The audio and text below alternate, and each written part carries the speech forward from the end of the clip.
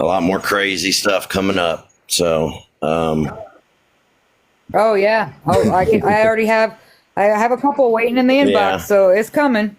It's coming for sure. And people are just. I just can't. I feel like it's just when it unravels, each one, and they all are like, "Whoa, I can't believe this happened to me. I thought I was different." Like, no, nobody's different. Okay, no, this is what he does. This is his thing. Like, you tried warning them. It's insane to me how many females that you reached out to, or that when they reached out to you and you were like, "Hey, I wouldn't do this," and you even tried telling them, and then they come to you after the fact, like, "I can't believe you were right." Like, yeah, I tried telling you. You didn't want to listen to me. Yeah. Like, Well, and I never did. However it was portrayed, I really never did it in a hatred way.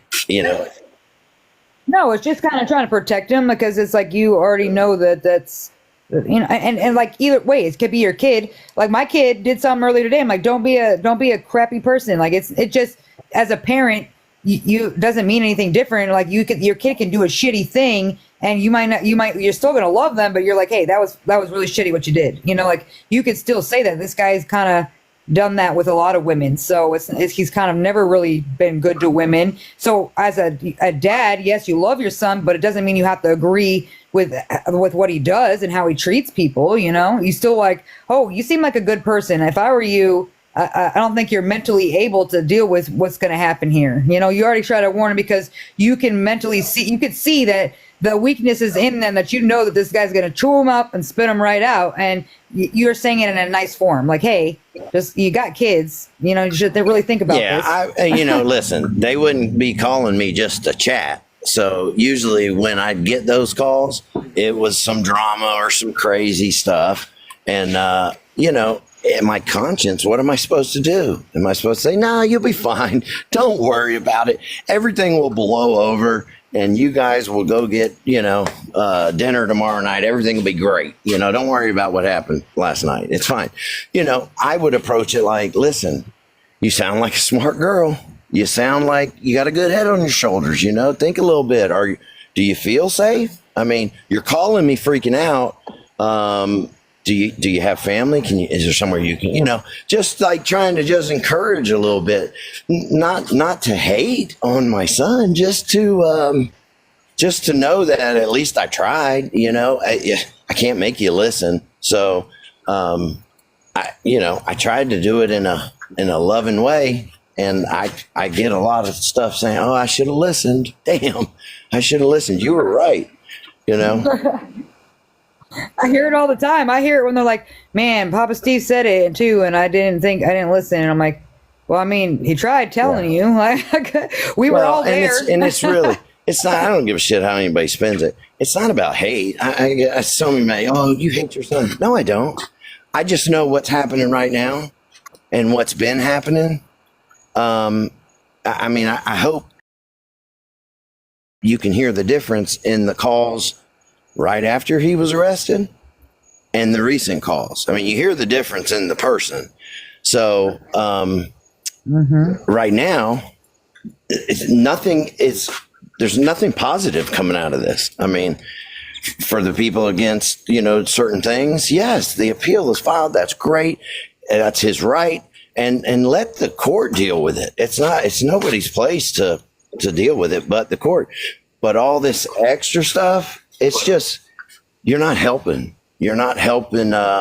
My ultimate is, and it has been since I first came in contact with him, was to just try to make him a better person, to just try to get him some help for the issues he was dealing with, and try to make him think outside the box a little bit.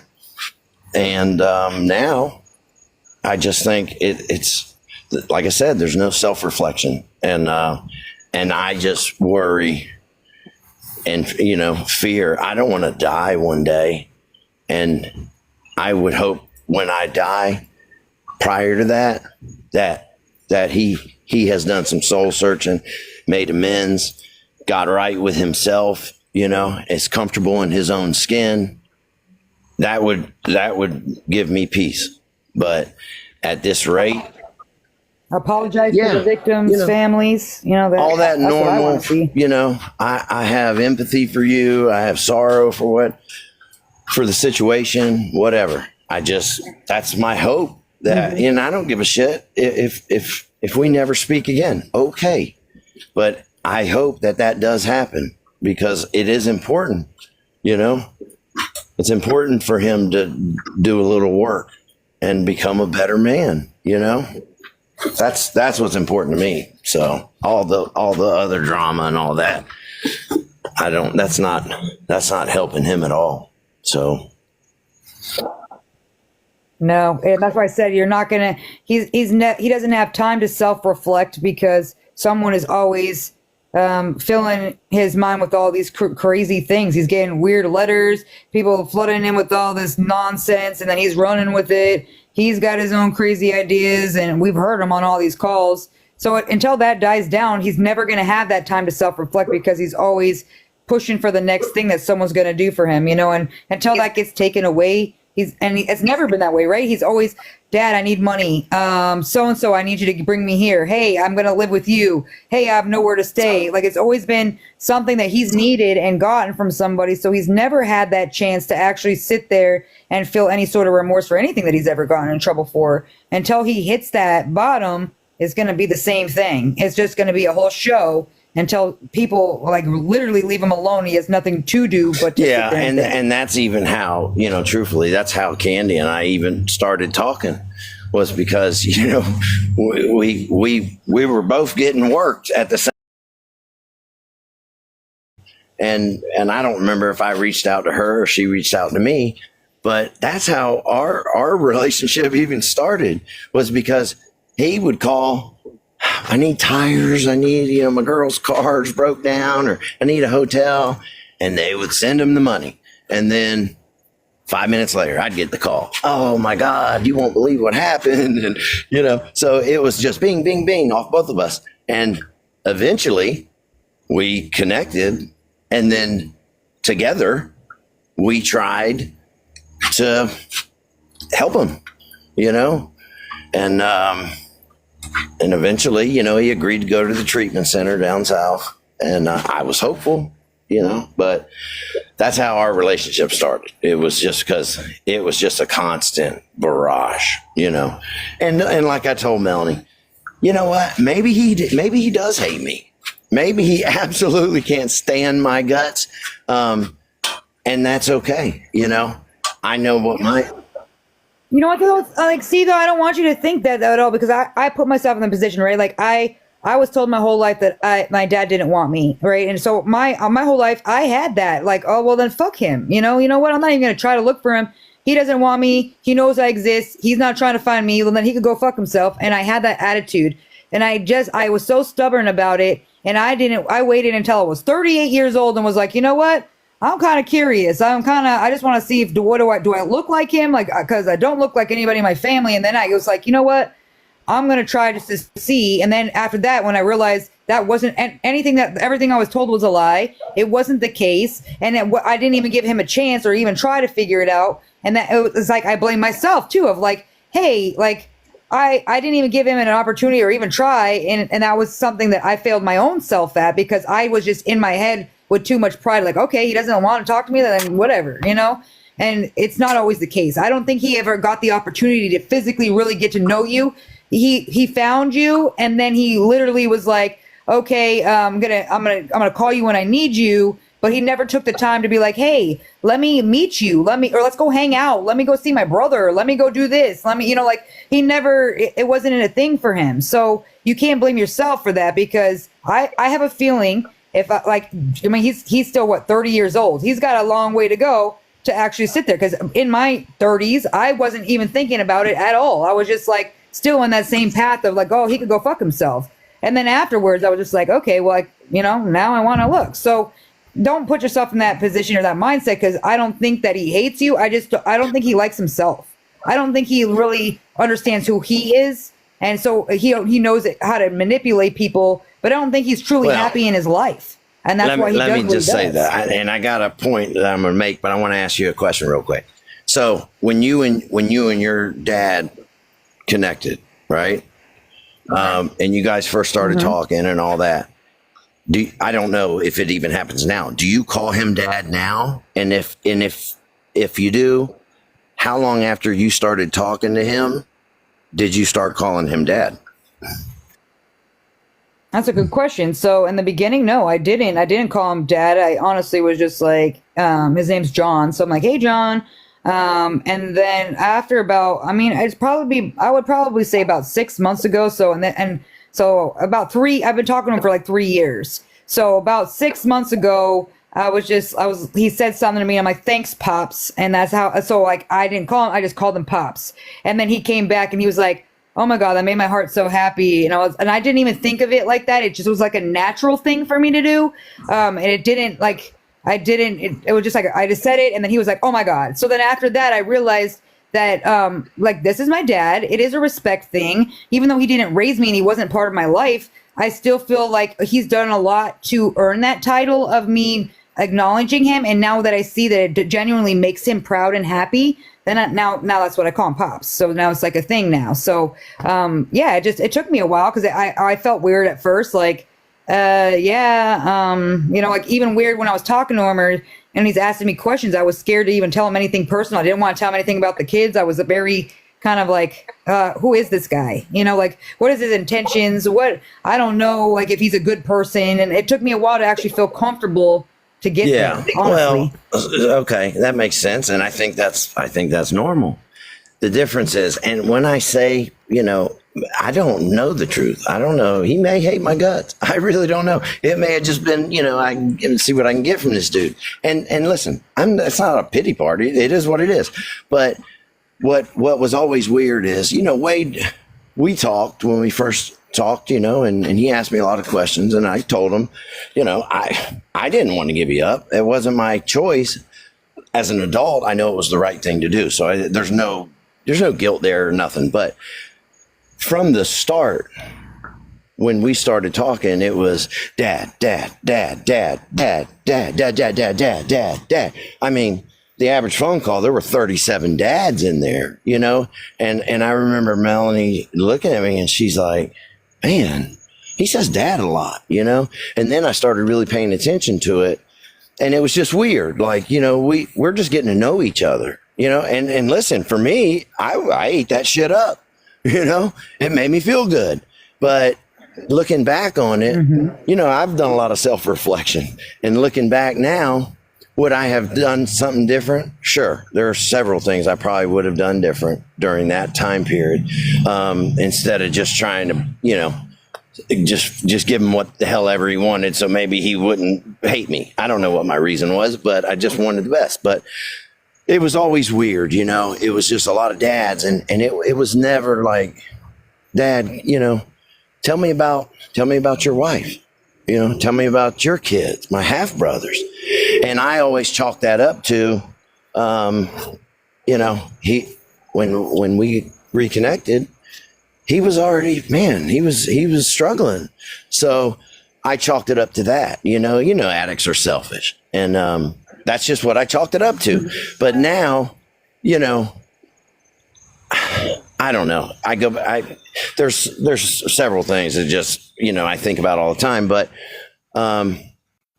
I look at so many situations and a part of me is like, I'm not a stupid person. So I think, well, you know what? Maybe it really wasn't about, getting to know my dad, forming a relationship with my dad, like he said to me at the video visit the day before his sentencing, you're not my fucking dad. You're not shit to me. You've never been shit to me. And did it hurt my feelings? That's because he wanted to hurt you. And listen, it hurt my feelings a little bit. But on the flip side, I step back and look at it like, can I be mad at that? No, I can't be mad at that. I can't be mad that if that's how he really feels, I cannot be mad at that.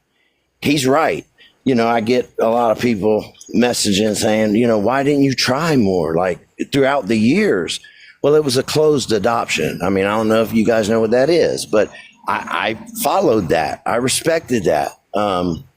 So, when he came to me, I don't know if it was, I wanted to get to know my dad, I want to whatever, or I talked to my mom.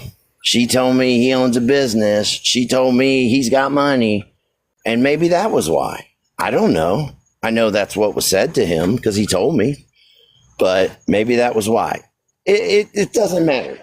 Well, I was racking my brain about it too, and it's like to me when I was like just kind of, I mean, obviously I'm not there, I can't, but in my brain, trying to think about it in an outside perspective, and I was just like, I feel that when he connected with you at being 18, okay, and now he's already doing living his wild life of getting what he needs out of people, and then he found you, and then like he realized that wow, like this guy really is interested in being in my life. And then he's like, okay, I can, just like he does to everybody, baby, baby, baby, baby. And these girls like, woo. So like, I feel like he also was like kind of grasping on the fact that you wanted to have a relationship.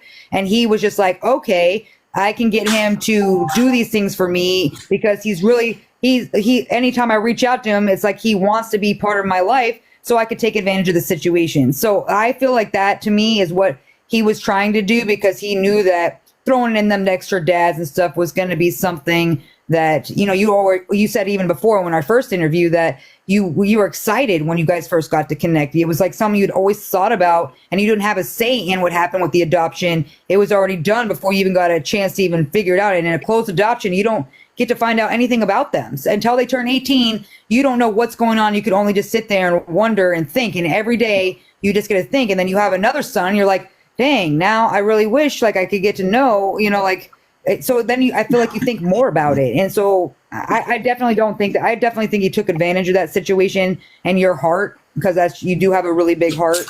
Yeah. I don't know. It is what it is. I can't change it. I can't control it. I don't regret what I did. And I'll say it 1,000 freaking times. I don't regret what I did. So, well, you're a hero, so we're glad that you did what you did. Who knows what would be going on right now if it was anything like there would definitely be more people. I wouldn't even doubt it in my brain, especially when your back's up against the wall and you literally like you're in panic mode. Well, it is what it is. Do you think I wanted to ask you a question. This one might be a little personal, but you don't have to answer it if you don't want to. But on like when you're talking with Stevie, does he ever feel like sad feelings or like, hey, why like did this happen? Like, why don't I get to talk to my brother? Like, why didn't he care about me? Like, does he feel like my brother's never even asked about me? Like, does that hurt him now? I haven't said that specifically to him. I haven't. No. Well, no, you wouldn't, but I was wondering if he had talked to you about it at all. When we first, reconnected, Stevie was young,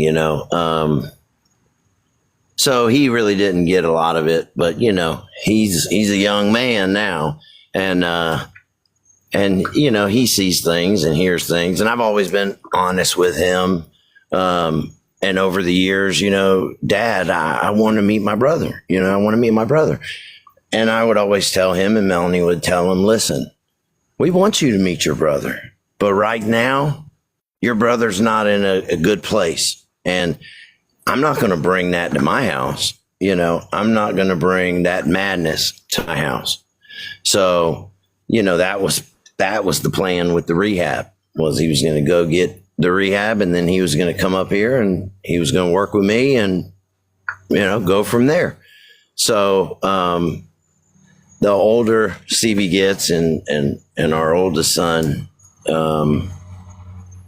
they've had a lot of questions and I've always been honest with them. And, Stevie, the night that I did the video visit, he's like, Dad, can I just sit here for a minute, and can I just say hi?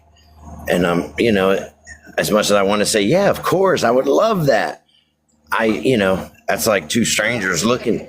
Yeah. And it's two strangers looking at each other, I wish I could say, yeah, son, I'd love for you to meet him one day and all that. But truth be told, I didn't want my kids to meet my son in that, where he was at that time. And I don't want him to meet him now where he's at. because I just don't think it's a good example of a brother. You know, you don't even know each other, but there has to be some changes made, and before I would sign off on my kids meeting their brother. You know, I just think there needs to be some work done, and then. Well, I'm glad that you're unlike a lot of these people here involved in the situation. I'm glad you're thinking about the best interest of your kids. You know, like you're like, hey, this isn't a good, healthy thing, and you're trying to protect him too. Just because it's like you never know. He might want to have that bond too, and it mentally isn't good for him because if he's manipulating everybody else, it wouldn't be a good place to put him in that kind of situation. What about when you guys go? Because I know that Mama Mel had talked about you're gonna go visit with Rose. Will you take him with you to go see? Oh yeah, his nephew? He's been up there before. Yeah, absolutely. Yeah. Oh, so he's already met him. He's been up there. Yeah, no. That's awesome. Well, at least he's got a little bit of him. I mean, like he's got a little. He can start that bond in a healthy, positive form. And I've always felt bad. You know, my mom died when I was young. My dad was gone. So, you know, on my side of things, my kids, they don't have nobody. They don't have no grandparents.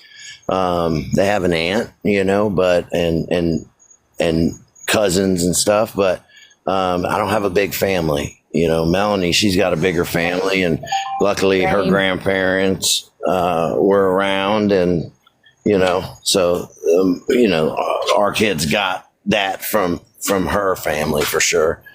But no, Stevie, I don't know. I look at it from a 15-year-old's perspective. You know, I know what I was going through at 15. And then I think about the pressures already these kids have in school with bullying and all that shit. It's out of control. And I think about at 15, you know, you're going on TikTok and you're seeing all this crazy shit. And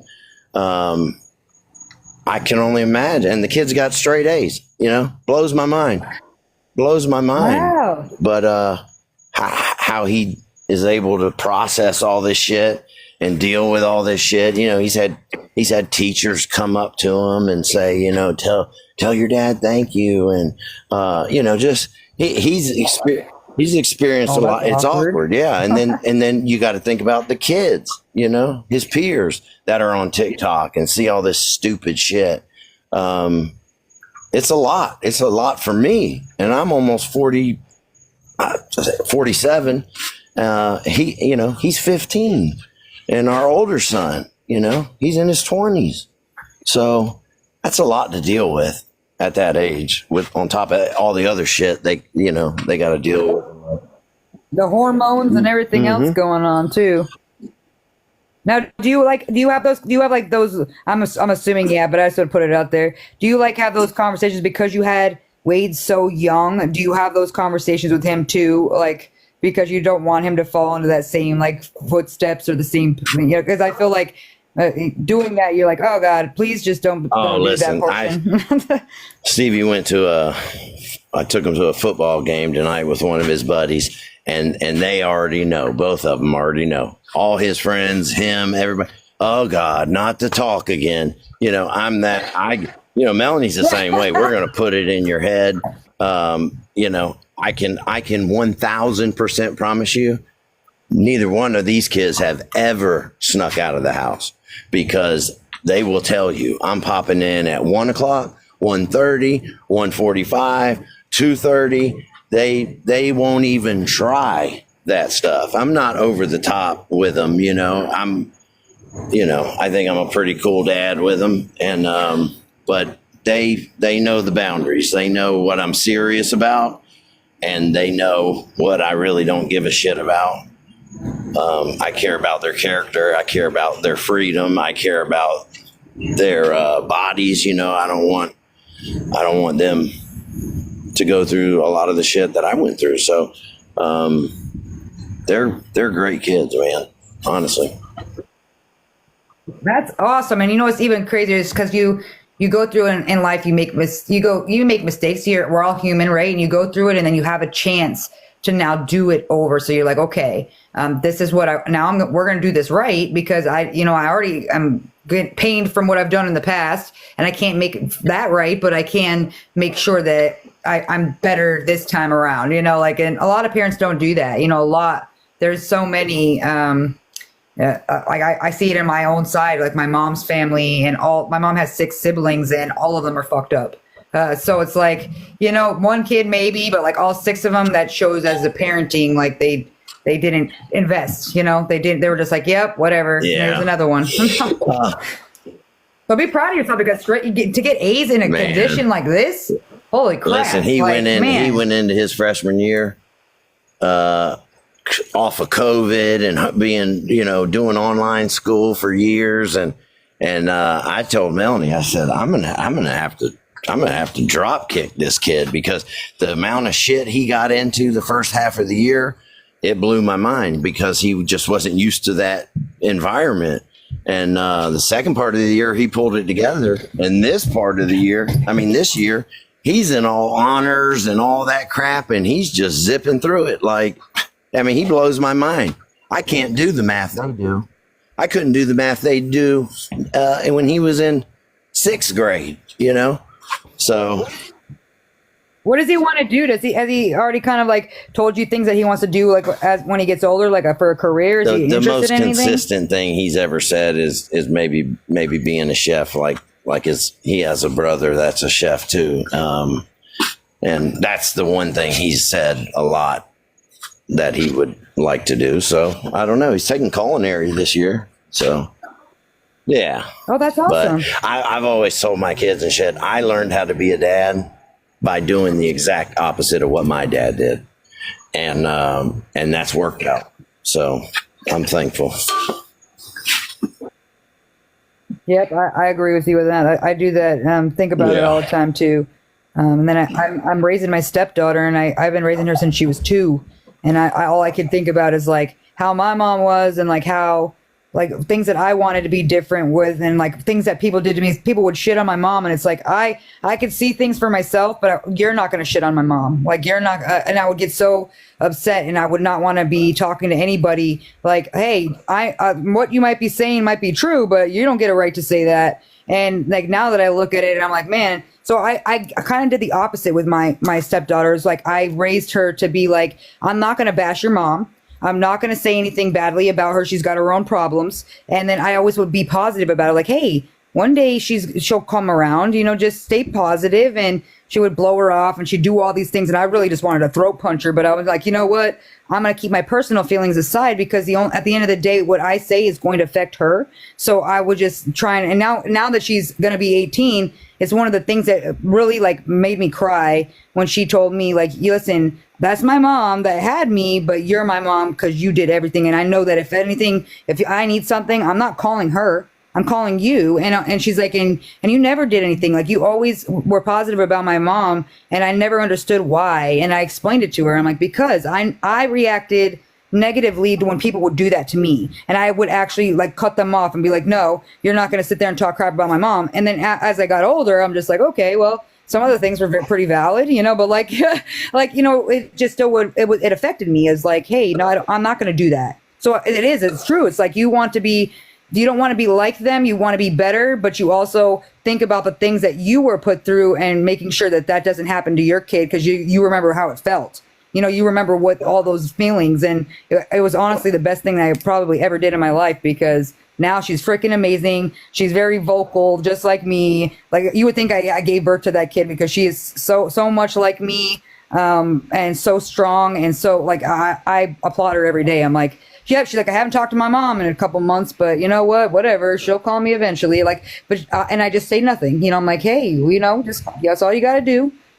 She'll come around eventually, maybe, like trying to be positive in my mind. I'm like, dude, I'm going to go punch this girl. Yeah. Like, but it's hard. It's like you just want to give your kids that best life. And, it's hard when you come from a crazy life and you're like, what can I do differently to make this a better outcome, obviously you're doing a great job, Papa Steve, and I love that you're like, that's why I wanted to speak about it, because people don't hear you talk about Stevie a lot because you protect him, because he's still, he's still young, and I wanted people to hear how genuinely what like you and Mama Mel as parents are. Like, stop shitting on you guys because you're doing everything right. And yes, you might have had some, I mean, people don't realize you guys were like 14, 15 years old when you had a child, and you're a child yourself. Nobody in their mind is able to take care of a child that early because you can't. Like, even now I'm thinking about it, even 18, you're still a baby. You're still not ready. It's like, and then to judge you based on that, they're not looking at where you've come after that and how you're raising your kids that you have now and what those kids are doing. Like, that's success. So yes, okay, you could crap on me all you want, but you're not looking over here. And that's why I wanted to draw attention to it, because I hear it from you and Mama Mel all the time, and I get to hear about Stevie, and I wanted to put it out there because honestly, like, it's like amazing to me. I love you guys for that. Our kids listen, they get it from both ends, because what I'm over the top about with them and things that really matter to me. Melanie, she, with her past trauma and things she's been through, she handles that side of things. I handle this side of things, trying to keep you out of jail and trying to keep you sober and trying to teach you hard work and all that. And she handles everything else for sure. So, it's been, I was in that situation, Coral. Yeah, they got some fierce parents. Well, for we sure. try to be reasonable, but, when I got out of prison, Melanie had a son, and, his biological father wasn't doing what he needed to do. And, I stepped in, and, I never bashed his dad. I tried to facilitate things between him and I for the sake of his son. And, he calls me dad, and he's called me dad. And I personally, I've never used really the stepson thing, just because, if I'm going to treat you like a son and you're treating me like a dad, and I've got your back and you're my son, blood doesn't always mean everything. Yeah, I do that too when people tell me that, because when I'm out in public, I do the same thing. I'm like, these are my kids. Like, I don't ever do that either. Like, she knows that's, even when she's introducing me at school, like to her teachers and stuff, she's like, here's my mom. Like, it's like normal for me. Like, all right, like, I already know it, and it doesn't. You don't have to biologically be there to be a parent. It just takes the person to step up that's going to be there. So. That's how old was Mel's son when you guys because you guys knew each other since you were 13 anyway, so when you were in his life, how old was he then? When she had him, and we kind of officially got together, we always were in touch and all that, but they would come up and visit me, so I was able to form that bond with him, unfortunately through visitation, but it was something, it was better than nothing. That way it wasn't weird when you were like with him. He already knew who you were. But there was still, they make fun of me now, but when I first came home and he was like, hey, can we take a bath together?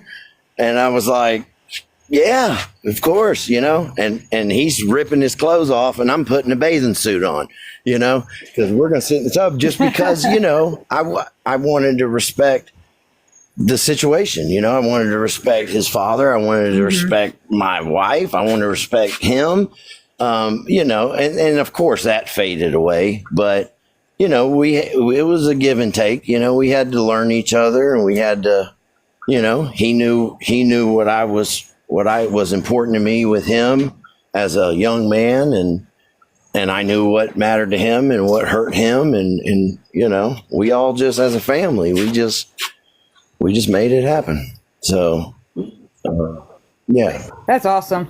Make my heart so happy. Every time I talk to you, I always come out of the conversation like so it's like a therapy session. It helps me too, believe it or not, because sometimes I hold shit in, and sometimes I don't even believe it. Sometimes I act like a real asshole just because I'm battling shit in my head, and And you always take it out on the people closest to you. But Oh, Rose is in the chat. She says, "I love you guys." that's awesome. Yeah, it's easy. That's what I'm saying. Is it's so I feel like it's always like that though. When you've been with someone for so long, and you're not like you're like, hey, I'll show a little bit of emotion, but most of it you bottle up, and then the person that's closest to you gets that wrath. And I mean, I feel like it happens in a lot of people's relationships. Like nobody's is perfect, but I go through it all the time. I always have to tell my hubby, I'm like, listen, don't be taking your crap out on me. I'm doing everything for you over here. And he's like, yeah, but like, you just don't understand. I'm frustrated and no, I can't talk to anybody else. I'm like, okay, but don't take it out on me. I'm here for you. Like, and I feel like that's the hardest part is because it's easy because you trust them the most and you love them the most and they've been there for you the most, that it's easy to like do that and not think about it. And then you afterwards, you're like, damn it, what? I'm such an asshole. Like, I don't mean to be that way. Like, I do it to him sometimes. And I'm like, I'm sorry. I just got a lot of going on. And mentally, it's just like you blow up and that's the person you trust the most, you know? They know they've been there through their worst and the best case scenarios. So you've already weathered all the worst storms. So it's like, okay. And I'm sure this is like a big impact. Every day you got something crazy going on where it's literally affecting your life. It's not like, okay, these kiosk calls aren't affecting your life, but other things on the side, people manipulating, flipping your words, coming out the woodworks with this, sending like these like documents, doing all this crazy, attacking your business. Like people aren't realizing how hateful people are and how it's attacking your family as well. You know, it's like, guys, there's humans involved here. There's people and they're good people. It pisses me off so much because I don't want anything negative. That's why I said, anybody comes after you or from this live, we going hard or they're going to regret coming at you for sure because we're not doing that. That's why even the last time you came on, I didn't even post it because I'm like, no, you guys don't even deserve it. You're not even like, I'm not going to put you on somewhere to have them crap on you. Like, no, you guys are amazing people. And out of this shitty situation, I'm so thankful for the people that I've met. I have we have such a, like our little group of people is so amazing, such big hearted people. You guys, like, you're my family now, whether you like it or not. We're family. Well, like, you guys can't get rid of me at all. Yeah. And I agree with what you're saying. But the one thing about it is, you know, I always tell Melanie, I'm like, you know, the shit never ends. You know, you think you've been through the worst of shit in your life and you've gone through this and this has happened and this person this and whatever. And then something else happens and you're like, holy shit, I just want some peace. You know, I just wanted it to be over. And then something else happened. And you know, it's just been that way. But I will say the good thing about that is, yeah, that shit does not bother me. It really doesn't. The shit that I have been through in my life, I could care less about what some stranger has to say about me. What pisses me off is when people just make shit up and just think they know something. And that's usually what kind of gets me. But all the other shit, you're dealing with some people that have been through some real life shit. Like honestly, you know, I'll give you an example. Here's an example. And this is kind of funny. When we went down for court, we were staying in a hotel right there by the courthouse. And we had a real close friend with us. And we went out, got some dinner, you know, and it was the night before the testimony and all that. And, you know, we park in the parking lot at the hotel and our buddy's on my left, Melanie's on my right, and we're walking through the parking lot, you know, and all of a sudden, what sounded like gunshots, just ba ba ba ba ba ba ba ba ba ba ba ba.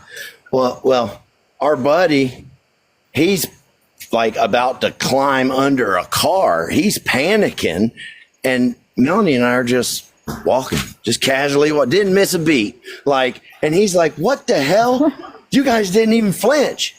And it's like, Rick, you have no clue what we've been through in our life. We go to sleep to those kind of sounds.